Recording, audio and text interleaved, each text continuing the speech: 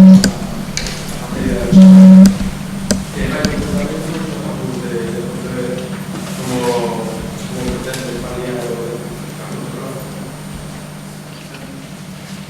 Bueno, empezando por el Pontevedra, poñer, digamos, a oferta da residencia universitaria a través do que sería a reforma do edificio da ONCE e darle pulo a ese proxecto e poñelo en marcha e, por tanto, con isto completaríamos a oferta, digamos, de residencias universitarias.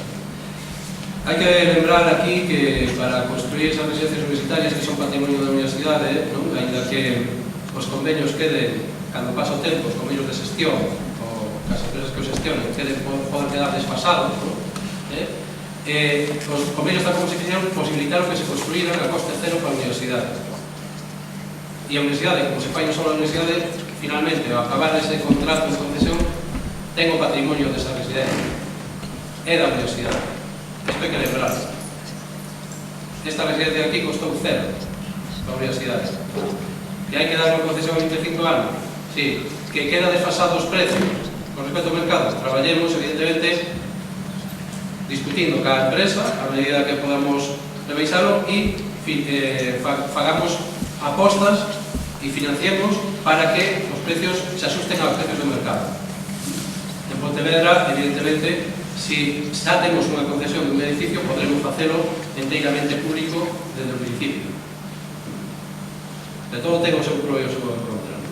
Pero queremos ir máis algo, queremos ir a un programa de aloxamento máis diversificado, é dicir, estamos pensando en que non só temos que ofrecer a residencias ese modelo de vida para os estudantes, sino que os estudantes, moitas veces, ainda que podan acceder, ainda que podamos, ainda que podan ter unha beca que poda ser gratis, entrar, ter unha beca que podas ter de aloxamento, pois en unha oferta deste tipo se busca outra oferta. Os estudantes a veces les gusta outro modelo de vida, alugar un piso con outros compañeiros, etc.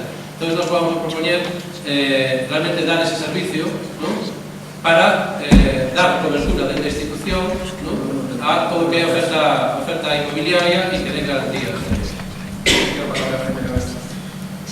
Grazas. Houve un exemplo dunha xunta de Goberno de setembro de 2009 no que unha alumna criticou o deficiente funcionamento dos ordenadores nunha residencia de Ourense e lle dixeron para que falara co xerente desta residencia. En fin, probablemente haxa dificultades para construir unha residencia, pero estas concesións tan longas están realmente imposibilitando que os estudantes teñan residencias a prezos asequibles. Nos de que falamos? Pues de que, evidentemente, nas nosas líneas de programa aparece a construcción urxente da residencia en Pontevedra con xestión pública. Tamén aparece que, de mentres, hai que establecer un programa de bolsas de alugueiro que tentaremos concretar co Concello de Pontevedra. E, desde logo, líneas estratégicas que ten que ter a residencia de Pontevedra para nós hai unha fundamental que haxa prazas para persoas con discapacidade. Nos vamos a falar moito da liña de titularizar persoas con discapacidade porque queremos integrarnos. Entón, en definitiva, o tema de aloxamento en Pontevedra é outro máis de programas que se fixeron hai moitos anos sobre o papel sen vontade de cumprilos realmente. Outra pregunta.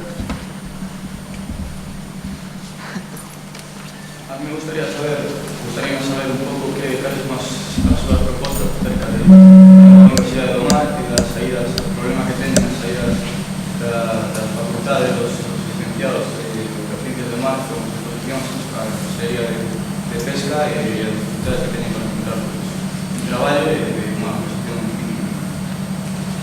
Ben, a miña intención é esa na primeira semana despois de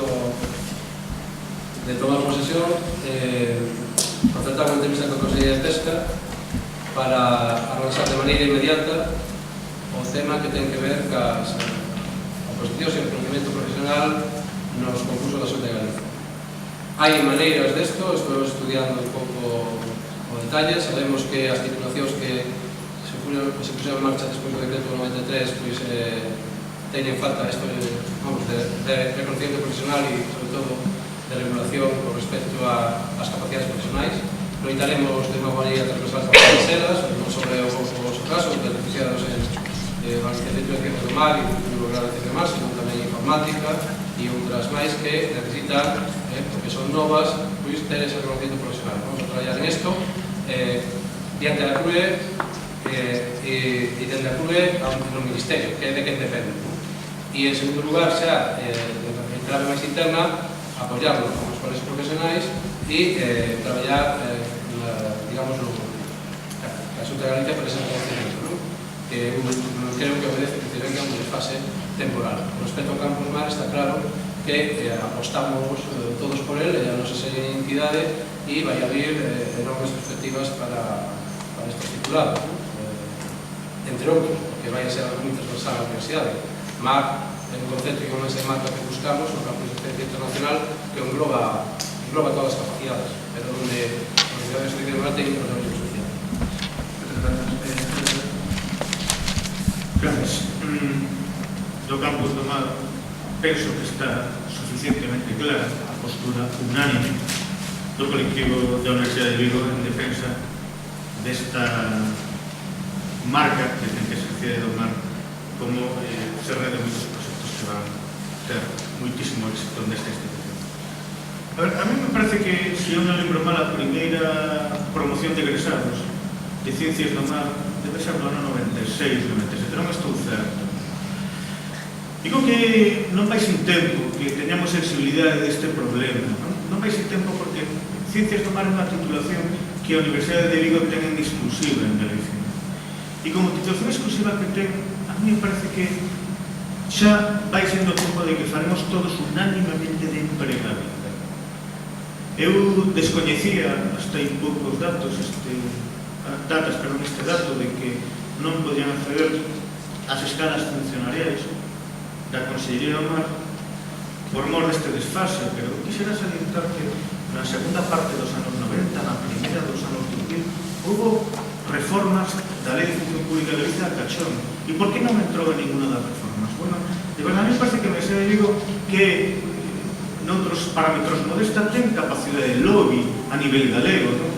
E que en tantos anos non fóramos que de conseguir que realmente os egresados de Ciencias do Mar de Vigo teñan o mesmo tratamento para conseguir o mar que os egresados de Biología de Vigo ou de Biología de Santiago ou de Biología de Coruña, é un elemento que a mí me produce fonda preocupación de que hai que traballar máis pola nosa empregabilidade e traballar máis pola nosa razón de ser que, desde logo, primeiramente, ostentar. Moitas grazas. Mais preguntas?